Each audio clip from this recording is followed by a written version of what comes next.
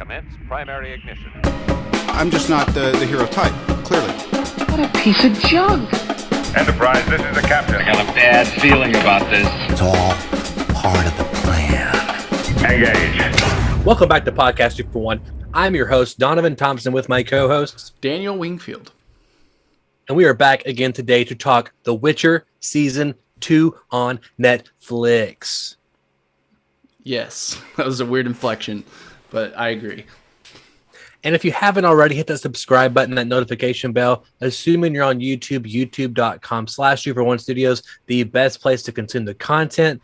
And if you didn't know, we are sponsored by Kapow Comics, located at 4047 East Hill Avenue in Sherwood, Arkansas. There they have comic books, collectibles, graphic novels, and of course, special guest appearances throughout the year. And I believe on February 6th, Jason David Frank, the original Green Ranger, is there to sign whatever you bring him to sign and take photo ops and that kind of cool thing, which is a pretty cool thing for Little Rock, Arkansas here. That's pretty cool. It is pretty cool. You like technically Sherwood, Arkansas, but it's okay. That's true. And he's like the biggest Power Ranger, right? Like he's been like 7 different seasons, and he's like my favorite Power Ranger, probably besides the red one. Sorry, JDF. Anyway, I mean, look, right here is a Green Ranger figure, actually. Probably couldn't see it. I saw it. We are talking. Oh, cool. We are talking The Witcher Season 2. Now, Daniel, I'm going to be very honest with you. As you remember, when I think it was the very first video review we ever did. I think so. Or first time we ever jumped a video for the pod, right? It was The Witcher. Yeah. And I was kind of lukewarm on it then, right? had some issues with the structure, and I really wanted to like it, but I couldn't really, get into it like you did. And I watched it multiple times though, because I was really wanting to like it. This season, I just about 10 minutes ago had to watch a season 2 recap, and I just watched it like a week ago. Yeah. And I was like, as I was watching this recap, I was like, holy crap, all this stuff happened in this season? Like, this whole plot line with like Yennefer and like the elves, and also I mean, like, I knew this was happening, but this season did not capture my attention for whatever reason. But here's the thing, I don't think it's The Witcher's fault. I think it's my fault, because there are things I really liked about this season that kind of quelled a lot of my problems I had with season 1. Yeah. So that's like my general impression of it. Like I'm going to go back, and after watching that recap, I'm going to go back and watch it again pretty soon. Like I'm determined now. What did you think about it? Yeah, I really liked season 2 of The Witcher a lot. It was not perfect. There were some things that we'll get into, some certain things with certain characters that really just didn't work. But the core of the show, which in my opinion, that's Geralt and Ciri, and that plot concerning those two, is fantastic. I thought the scenes that they had together, they had great chemistry. Really had this kind of father-daughter estranged relationship feeling to it that worked a lot for me. The monsters were better this season, just more frequent, more creepy, more just gross in a cool way, in kind of that monster movie kind of way. And even just kind of, I mean, honestly, just at a very basic level, just the format, just a linear season, linear storytelling really, really benefited this show. And there was honestly, I look back at season 1, and there was just so many like individual stories that were happening that you kind of had to, that built on each other slowly, which is cool.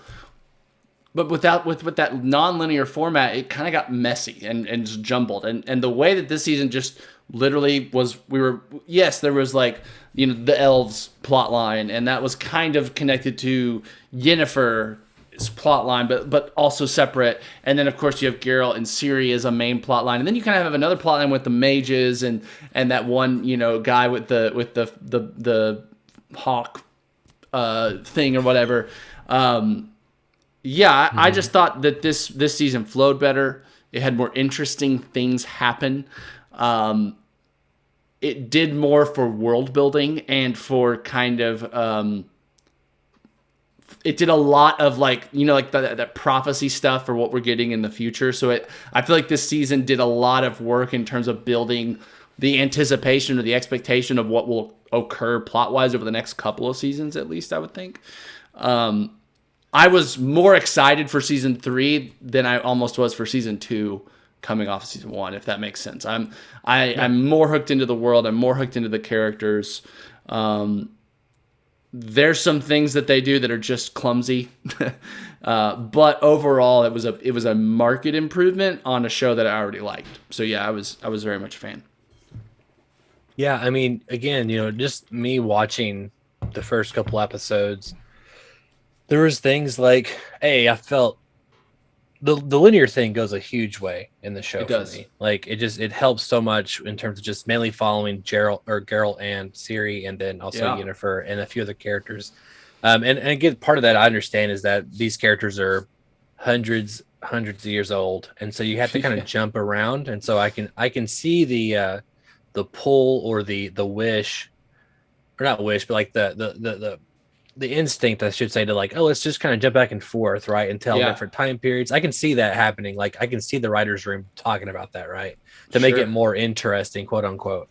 But I think we kind of got a lot of the backstory out of the way now, and I think that we got to do a lot of the meat. And I say this, Geralt, he like gets the most benefit out of that, and actually Yennefer gets like the least benefit of that. Like in terms of actually, I think her agree. Season this year, she was very not much. Like, what I'm saying? Like, I felt like I wasn't really caring about what she was going through as much as season 1, obviously, for obvious reasons. Yeah, I agree. I feel like Yennefer was better in season 1 than season 2. Just in terms of her arc was more interesting, more dynamic, right? Like she had this like she started as like, a girl with, big physical deformities, being like, beaten by her family and like an outcast in her village. So like she had this giant long arc to becoming a mage, to harnessing chaos, and like the obvious, like the big finale where she like unleashes fire on everyone. But yeah, this season she was rough, man. Like for one, I just felt like I was never given enough reason to like root, like to further caring about her in this season. I felt like everything she did was very selfish and kind of one track minded, and kind of like fuck anybody else, but I need my magic back. Spoilers. And you can do that with a character that you want us to eventually like, but you've got to kind of give us a breadcrumb, I think, of relatability and just give us a reason to like her still. And I feel like they just didn't do that a lot of this. And then, she comes around and she helps them out in the end, right? Like, so she does end up like on the good side at the end. Right. But it all just felt, just very flat for me. Like I didn't truly believe that she was ever going to truly betray them. You know what I mean? And the moment of her kind of having her realization of truth of, oh no, like I'm doing the wrong thing or whatever. It's like, it just was very quick, and it just felt like, I don't know, just a bit underdeveloped. Like we just didn't think much through it. It almost felt like, oh yeah, she's a main character. We got to find her something to do this season. Let's make it edgy or whatever the fuck. And it just didn't work for me. Now, there's going to be a lot of this, I think, throughout this small baby cast. I'm going to ask you, did certain things happen? Because I honestly don't know, even though I watched it. But I feel like this would have fixed it. But did this happen? Did she, and early in the season, did she try to save somebody, but she couldn't because of her powers, and then therefore she realized she needs her powers to save people? I don't know. I think there was that moment where she's with Dandelion and they get caught. There's that one like evil bounty hunter mage dude coming after them, and I think she may have had a moment there where she like tries and he's like, "What? Why aren't you doing this?" And she's like, "I don't have my chaos power or whatever." But no, I mean, I think in the end it was like kind of presented as like this is a part of her identity, and she feels weak without it when she was strong. Like I think it was kind of just like just really needs / well, wants then it. I think that's kind of would have fixed it then, right? So she gets presented in a situation where there's someone she cares about, she can't save them, and then it becomes like I have to get my magic back to go accomplish that. Well, she tells everybody, I need my magic back to accomplish that. But then there's that subtext layer that she feels like she's not a person without it. Yeah, Like, you know what I'm I saying? agree. Or That would have just- been more. That would, yeah. I agree. I think they could have given her a stronger motivation to trying to get it back. But yeah, overall, just felt like Yennefer was a bit of a misstep. No, she wasn't horrible, and I think the actress did well. I think, honestly, I'm just more concerned with like what they wrote for her character to do. You know what I mean? It just, Right. it wasn't A lot of running this season. It was a lot of running as well. It yeah. feels like, again, I really feel like I watched this whole season through like a pinhole or something. That's how I feel right now. So here's one thing I want to address, and I think this show, season 2, would have benefited so well from like every episode having a recap of what happened in the season 1 that you directly needed to remember to influence. So like to understand what the episode was about, like that when the episode, I think it's 1 or 2, when Dandelion and Yennefer first meet up in that tavern, whatever.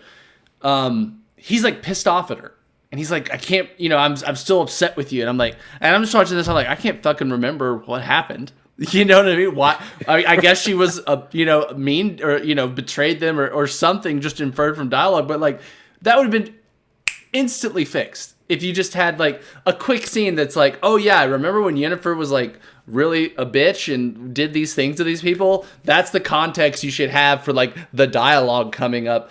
And like even watching like the season 1 recap, it's doing like big picture plot stuff. But it's like if you're gonna have characters reference like specifically the relationship where it was left off and kind of reference why, like we need to remember why. And I loved season 1 and I couldn't remember why. And like there was multiple versions, like occurrences of that where it's just like it's like expecting us to remember things that like I don't think many people would unless you like watch season 1 like 3 times over. You know what I mean? Like I agree. Memorized it. There was, when I watched the recap, there was a few. I'm like, oh, they were in season 1. That's why I was like, oh, okay, because it in the recap it told that. Yeah. But that's interesting you brought that up because I just finished the new season of Dexter, and I've been rewatching Justified, and both of those shows, Dexter because it has like an old legacy to it, but Justified because it's older. They do the recaps, and there is something. It does help in some ways, and then in other ways, it's like it is kind of fun how it almost telegraphs to the audience what plots are fixing to be resolved. Yeah. I think it's something we do miss. I mean, I do like that we don't have it in some ways now in modern TV, but also in these cases, I'm like, man, that's something that would have been beneficial. Well, I think there are certain scenarios that it can be and would be really useful. I think this one, where you're telling a show with like, this is a complicated as fuck plot. Okay, thinking about all the different characters, especially thinking about last season, how many characters and timelines and when they interacted. Like it's complicated in a usually interesting way, but when it's that way, you need to give us some refreshers. Like I don't need the last time. Been watching Peacemaker and it does like episodic recaps. Like last time on Peacemaker, I'm like, I don't need that. I remember last episode. You know what I mean? But Peacemaker's also a very straightforward show. You know what I mean? It's like bad guys versus good guys. Yes, we have some big plot reveals or twists and stuff, but it's not like multiple timelines and I agree. what a cast of like 12 different characters that made appearances at different times in significant ways. You know what I mean? Like the main wizard guy that ends up in charge. Like I had totally forgotten about him like dueling the main Nilfgaardian guy in that. Like they had that battle. I still don't remember the prisoner that gets rescued. Yennefer rescues the prisoner dude that is the Nilfgaardian bald guy? leader. No, he's got like long blonde hair. He's got that interesting. He like has that villain face. You know what I mean? Yeah, definitely anime villain face. Yeah. So him and like the main wizard guy, I can't remember his name right now, like have a big duel, like battle, and it's like a significant moment. And I remember like watching the recap, I'm like, oh yeah, like, and he like shows up for like barely a couple. That the wizard guy shows up for like barely a couple seasons, season 2, and it's just like this show would work great if you binged the first 2 seasons straight through. You know what I mean? But I just think, I just feel like sometimes like sometimes we're in situations where like the storytellers aren't trusting the audience enough, right? Like they're forecasting and foreshadowing everything to the point, or like underscoring every theme, and you're just like, okay, yes, we understood what happened. We don't need you to retell us what happened, in a way that it's like you're just not trusting us to follow you along. And it's like, it almost feels like they're trusting us too much. You know what I mean? This show where they're almost being like, oh yeah, they'll get it. And we're like, no, we need a little more help. Like, cause like you're telling an interesting story, complicated characters, complicated plot, but just guide us a little bit more through it so that like, I'm not watching a scene and like half of my mind is like, wait, what the, why are they acting like this? Wait, what happened? You know what I mean? Like that's just taking me out of the show. And like, you don't want that. I don't want that. You know what I mean?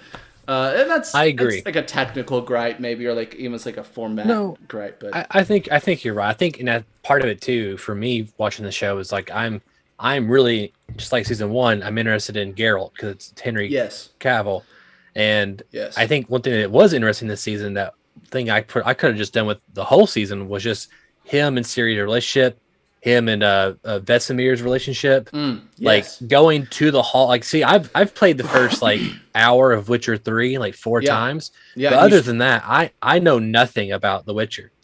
Right. And I was seeing some of these like Witcher 3 moments, or at least I guess into Witcher 2, which begin to Witcher 3 moments. But I was like, oh, it's cool that the Witchers meet up basically for like a frat party every winter to like cool down and like, survive the winter or whatever it is, and like get trades and secrets and make sure everyone's okay and accounted for. And I like that. I like the tree with like the Witcher, like medallions. Basically medallions, but they're like dog tags basically, right? And I love that stuff, and I really loved the monster stuff this season was next level.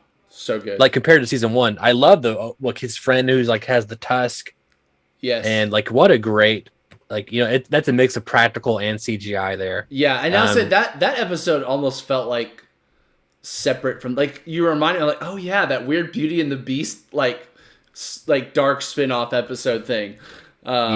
Yeah, and like I was like, oh yeah, I forgot that would happen, and now I'm thinking about it, it's kind of separate from like the rest of the plot of the show. It is. It kind of like this happens, and then the plot starts, and every episode is just picking up on one after the other. But that one almost felt like a remnant of season 1 a little bit, like that almost could have been in season 1 as like this standalone kind of mystery monster adventure whatever thing. Yeah, no, you're right, and I do like the individuality, like monster of the week kind of stuff. And I do too. I'll say the episode, and maybe episode 2 or 3, but the one where his Witcher kind of friend, I guess, becomes like a tree monster. Yeah. That visual effect to me was like some of the best visual effects I've ever seen on television. You like his face in the tree thing and stuff. Yeah, and just the way it looks so good. And it did. I was really blown away by it, actually. And I was like, wow, this is like next level stuff here. And I love all that. I love Ciri, I love her training. I don't really like so much her, like, I do get her wanting to become a Witcher. I don't really like Vesemir so much, like trying to, it does kind of feel kind of dirty. And I know they kind of reference that. Like, it does feel like he's trying to manipulate a little bit. Like, selfishly, he wants more Witchers. Yeah. It seems like he cares, but it also seems like he doesn't in some weird old man way. I don't know. But I liked how they handled that. And I'll just say that I liked Vesemir a lot. I didn't know his actor really before, but I thought he played the role of like the old sage, old leader of the group, kind of the grandpa, father figure of all these, grown baby men. And you're right. It did feel a little weird when he was like, at first he was like, no. And then she was like, I want to do it. And he's like, okay. Like she kind of convinces him, but then like, but I like how Geralt handled that. He's kind of like, you should have known better.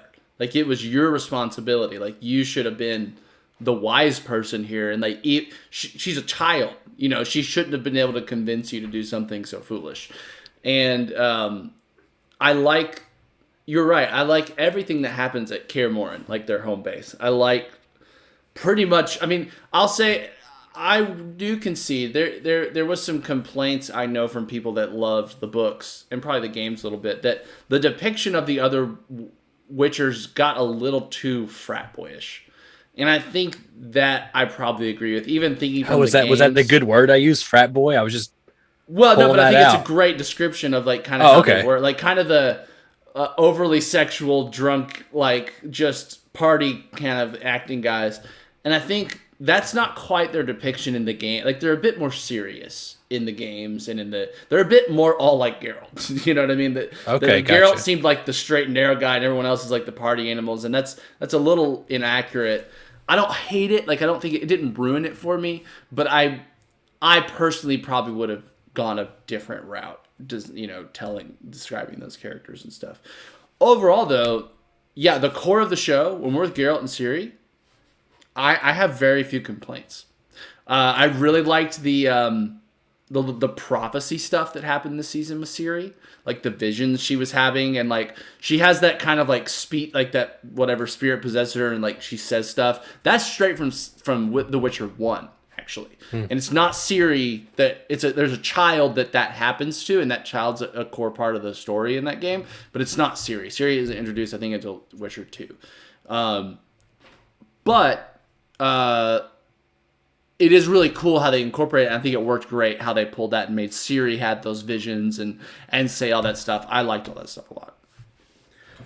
Now, one thing that I didn't even notice until the recap that I watched on YouTube. I recognized that there was a witch at the end that they had to fight in a treehouse, but I did not realize that Yennefer and I guess the two queens or whatever that they had also went to her. I must have totally missed an episode or something. Yeah, but they went to her and they got like wishes, and Yennefer said no. That's how she got pregnant, and that's how the other one become. Yeah. I guess I didn't see that scene or something. I don't know what happened. Yeah, that's pretty early on. That must have been episode 2 or 3, maybe 4. I don't know. But yeah, I mean, that's kind of, that's what sets her on the path to go bring. I mean, she's bringing Ciri to that lady. Like that's her mission. Yeah, to get that. I guess my question then is, how did the elf and the human conflict that wasn't really tied to Yennefer so much and not really at all with Geralt, how did that fare with you this season? I liked it. I think we're dealing with like races and like things that have been done over and over again, right? Like Tolkien did elves, and his elves were very different than these elves, and so I think there's an element of like, you're just part of me as like a fan of fantasy is just, well, what are they going to do with like kind of these, because we're very like like these are like socioeconomic issues, right? We're talking about like a whole race of beings being discriminated and like enslaved or whatever. But I thought they did it well. I thought that most of the acting was really good. I didn't even realize that like the main elf guy that was like with the leader lady, he was from season 1. I just totally fucking forgot he was in season 1. I think he's like in the dragon episode. I don't know. He's in one episode where like they find elves, and this elven's like, yeah, I used to be like the High King and whatever the fuck. And like then he's in season 2, and I was like, oh yeah, that guy. I totally forgot he was in season 1. Another reason they should have had recaps. I need to watch season 1 again, also, I guess. Yeah, maybe, or at least the recap. The Netflix actually makes their own recaps for each season, which are pretty good. I did see that, and I almost watched it, but I did not. They're pretty good. Really? Yeah, I enjoyed it. I thought kind of the most interesting parts were kind of how the two groups were kind of like manipulating each other into trying to get to their ultimate goals. Like the elves are kind of trying to use the Nilfgaardians to like get an army and like be able to fight the people that have oppressed them for so long. The Nilfgaardian, like that, I guess the Nilfgaardian mage, what's her name? The main African American lady, I'm blanking on her name. She no idea. is kind of trying to use the elves as like leverage to make it seem like she's helping the cause. Like I liked that like these things were happening and like we were having these big plot points take place, but it was kind of like for subverted reasons and things like that. Really, I did enjoy that stuff. So yeah, the baby stuff was a little confusing to me, but overall, I thought the elf stuff did well, and I thought that like kind of the final twist at the end of the season Kind of brutal. That's kind of brutal. was cool and brutal. And I'm curious for what takes place like going forward, even like within concerning the elves. Well, I've got two more things for you here, and we'll wrap it up. One, and this is for me, not really about season 2 so much, but I need a refresher here. And it's one of the things that I could look online and kind of grasp around it. But can you explain to me the relationship between Ciri and Geralt? The what's it called? The Law of surprise. Yeah. Law of surprise. Tell me what this is. Yeah. Basically, and my memory is a little fuzzy, but basically, Geralt like helps saves the kingdom, and I think it's more of like there was that lady, that woman, and she loved that guy, and he was like a porcupine faced guy in like armor, and then like people are gonna kill him, and Geralt saves him. Which is the guy at the end of season 2. It's her dad, Ciri's dad. Yes. Okay. Okay. Geralt helps cure him of the curse, and thus like they get to be together and have Ciri, and like the kingdom is prosperous, I guess. And so it was kind of like a reward. Like they asked him like, you what is your reward you would like for saving us? And he's like walking away. He's like, I don't know, law of surprise.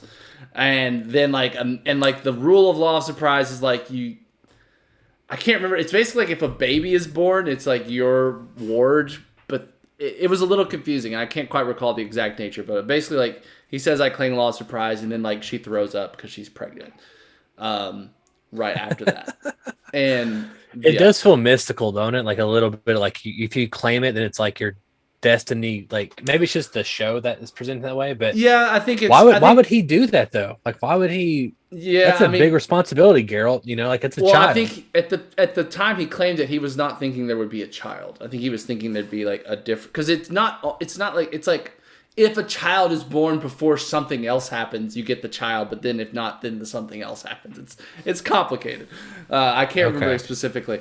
And I think it is kind of this thing. I mean, Geralt and Ciri, that is supposed to be kind of like prophecy. Like Geralt being with Ciri, guiding her, helping her fulfill her destiny, which has to do with the Wild Hunt, which is coming up.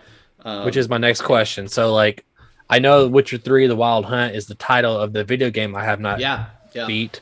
But it appears that the witch is one of the horsemen, the 4 horsemen of the apocalypse, so to speak. Yeah. Or they're called the Wild Hunt. So I assume they're just a group of... Well, let me back up. One thing I did think was interesting was the idea of these, not terminals, but these basically portals. That basically, it almost is like a multiverse, which... I mean, or like a kind of like a Viking, not Viking, but like a Asgardian, Norse mythology of like there's different worlds kind of thing, right? Dimensions to reality kind of thing, yeah. Which feels like a multiverse almost, right? Not multiverse, I guess, but it's a little bit. I think kind of how it is like each kind of layer of dimension has its own. Like I don't think there's humans and elves in the monster dimension. Right. You know what I mean? And the monster people came from that dimension to their It feels like dimensions. Yeah. Multiverse feels like variants of people. Dimension feels like Thor. We have Midgard, Asgard. Like existing in the same level of reality, but different creatures per different dimension, like different races or different that kind of stuff. Yeah. That's the it feels like we found, or I found right now, the difference in the terminology. Okay, so what is the Wild Hunt? What is this? Yeah, what are we building up to? That's the exciting part, I think, or the stuff that makes me excited for the future seasons for sure. So, like you said, like the Wild Hunt are basically the apocalypse. What's interesting about them is how they're connected to like the elves, because basically, what I really like about how this, like, kind of the lore of this is like Ciri is like has elven blood in her, and she basically has like elven blood of this like deity. Like at least a character held at the level of deity of an elven past line, but it's like it's so far from past line, her I guess her bloodline, like she doesn't have the ears anymore or whatever. Right. And so basically, she is supposed to be kind of the catalyst for the Wild Hunt. The prophecy was that like eventually through this line of this person will come, and what's along with that bloodline has powers. Like her mother had supernatural powers. She has powers. And would come a person that would bring about the Wild Hunt, bring about the apocalypse, the Ragnarok, whatever. And it would basically be like the vengeance of the elves towards everyone else would be the Wild Hunt. So it's kind of like elvish apocalypse. And Ciri Gotcha. is I the didn't know they were one that elves. is the one that is the catalyst for bringing them, basically. Does the Witcher 3 game, does it resolve this conflict? I mean, it's Oh yeah, I called mean Wild that Hunt. is the plot. I mean, most of the Witcher 3, you're trying to find Ciri, is like tracking her down. I think that's at least like half the game almost. And then basically it's like getting everybody together for a last battle with the Wild Hunt. It's kind of Now the game. the books that the Wild Hunt's based on, or that these are based on in the Yeah. show and the games, is that the last thing in the books is the Wild Hunt? I'm not as familiar with the books. My wife just started actually the first book, The Last Wish, like last week, and she's really liking it. So apparently those are good. But I'm not familiar enough with like kind of the timeline of the books. I know the Wild Hunt is in the books, and I know that like the Ciri. I'm pretty sure this is pretty accurate as far as just like the Ciri connection with the Wild Hunt and with Geralt. I'm pretty sure that's kind of the main crux of the plot of at least some of the books, but. It definitely is in The Witcher 3 Wild Hunt, which, you know, there's something interesting about this show that I think Catherine and I even talked about, how you very rarely have an IP that starts as a book, goes to a video game, and then becomes a show. Right. Because this, for me, it's like, it's always interesting noticing how often this show is pulling from the games. And having not read the books, I'm sure there are things in the games that are not. I'm sure they changed things, right, for the games from the books. Sure. But even just like the style of like his medallion, like, and like his armor set, like that's all just like fucking straight over from the games. And I think it's just interesting that it's basically almost pulling on two versions of source material, right? Like it's not just like, oh, Lord of the Rings. Oh, we have these like epic books and we're gonna tell the story of these books, translate that to screen. It's like you got these great books, and then you've got this amazing video game series, and they both are really good, but they kind of do different things in different places. And now you're kind of taking the best from both and making a show. I don't know. It's just an interesting. I feel like it's got to be like the first instance of like an IP making that kind of a journey to the screen, I guess, like going from a book to a game to a movie. I could be wrong. And you know, if I'm wrong, I'd love you to write into bit.ly/2for1mail or leave a comment. Let us know. But I can't think of any other examples. No, I'm trying to think too. I think you're right. And just my brief research here, it looks like the Wild Hunt is in like 2 books. They're at least they're referenced in 2 books. I'm not sure if they actually have the Wild Hunt in the 2 books at all. So I'm curious. So who knows? Maybe that's a game plot that they came up with. That's what I'm thinking. I'm thinking maybe it might be a game plot. If you know, let us know. bit.ly/2for1mail. I'm really curious, actually. I'm probably totally wrong. Okay, well, I mean, overall, I think I'm gonna watch it again because we're talking about it, and I'm interested in it. I'll say this: one thing I've kind of learned recently in my adult life is I have a hard time with material where there's magic involved and it's just kind of thrown around willy-nilly. Like, I think it lessens it a little bit for me. Now, Harry Potter would be like maybe the only big exception, but even then I feel like it feels different than a show like The Witcher, where I don't know, it feels like they're like, hey, there's words, there's books, like you got to read the word and you got to say the word. Like it feels like I can understand almost where it comes from in Harry Potter. Gotcha. A little bit more than I can The Witcher, and I'm maybe I'm wrong, but like something like Aragon, which I was a huge fan of the original couple books. Aragon, like there was like a limit to magic, right? It was kind of like he would pull magic and he would use it, but he like burn it like energy, and then he couldn't use it until he filled up the energy back up. Which I liked that it kind of put a cap on it, and it kind of made sense of like, okay, I can understand the rules here. I give Lord of the Rings a little bit of a pass, but even Lord of the Rings and this too, I think I'm just kind of a guy who doesn't really like a whole lot of magic stuff. Like, I mean, Star Wars is a little bit different because it feels very confined to like the Force.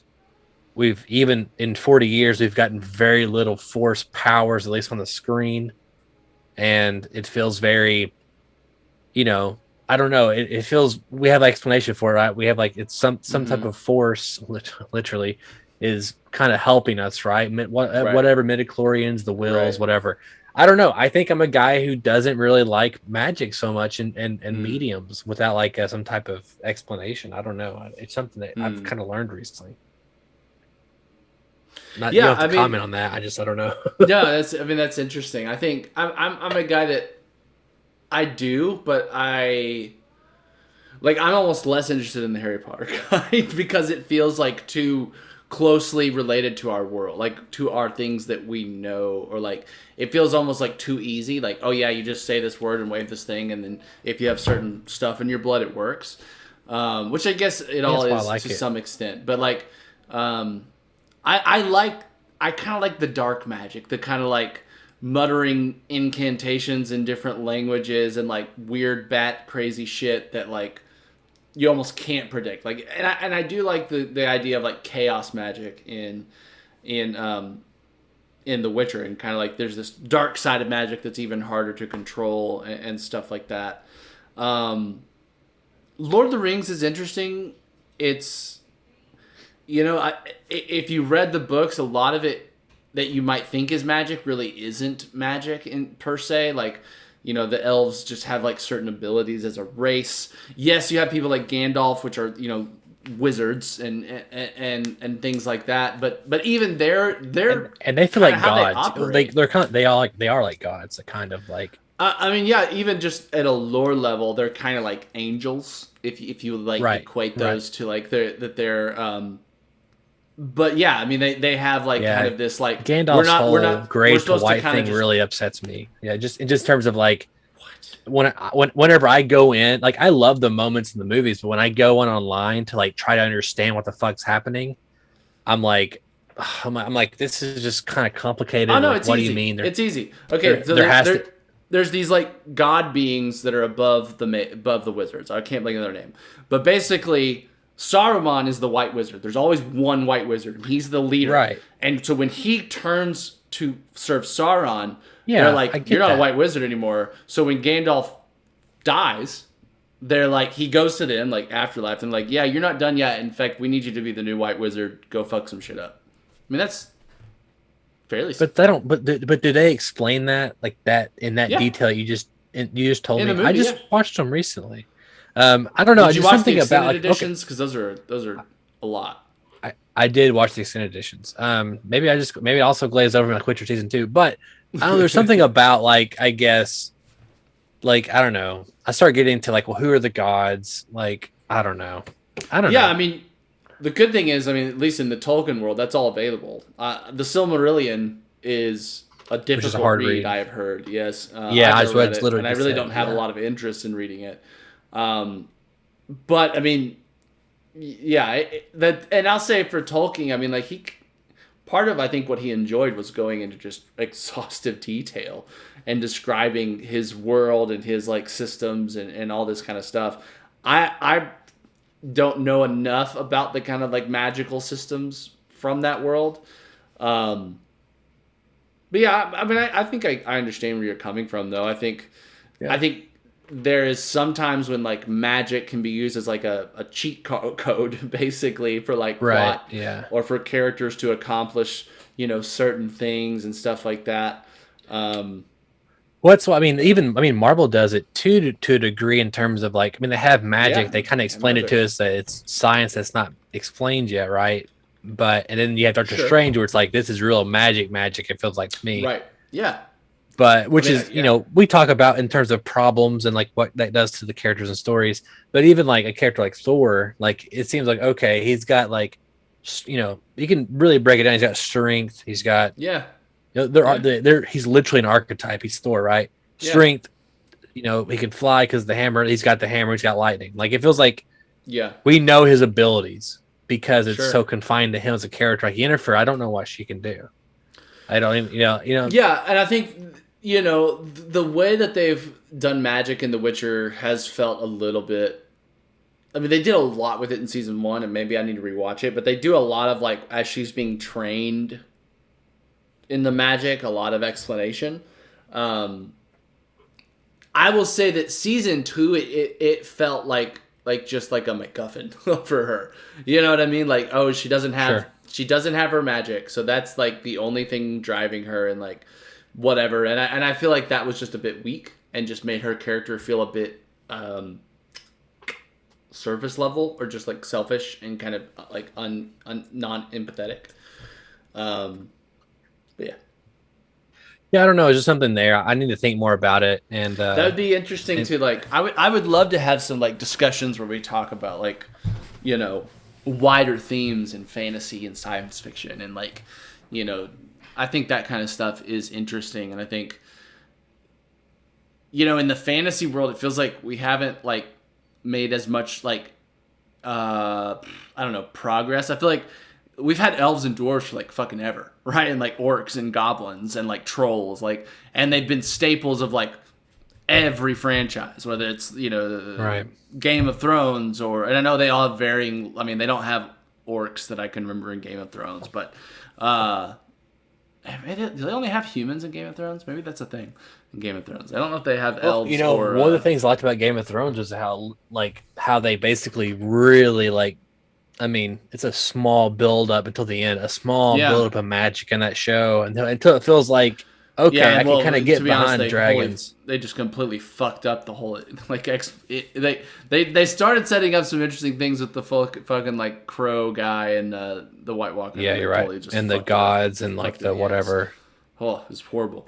You just gave me PTSD right now. We need to do a retrospective on Game of Thrones. Good also, lord, but yeah, there's something there. I mean, like, look, like Indiana Jones, like there's like an Uncharted Indiana Jones. There's like, these are real world characters, but they have MacGuffins that end up being supernatural. I'm okay with that. I think because part of it is those stories are not about obviously the MacGuffin. It's about the characters on an adventure, on a journey. Right, and the MacGuffins are like, they're mysterious, and they're kind of, you're not really supposed to have all the answers for those. They're supposed to be like things like totems, right? Yeah. So I think I'm okay with that. But when you get something like The Witcher, I'm like, I need like thorough information and breakdown. Mm-hmm. So I'm like, I'm on board, you know, like I wanted the rules of the game here, I guess. So yeah, and I'll to their credit, we do get that with the Witchers, right? Because they have magic, but they have like 5 signs, and like that's their magic, is like these 5 little spells, like the ward spell, the fire spell, the push spell, and there's like a trap spell and one other one, and that's straight from the games and the books,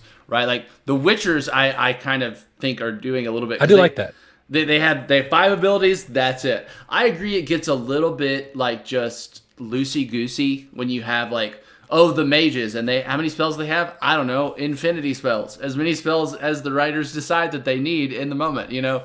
And I do agree there is something nice to kind of having a like, all right, here's the rules that the characters have to play by within this world of magic, and that's the rules. You got to like, we kind of know what to expect, you know, from that kind of stuff.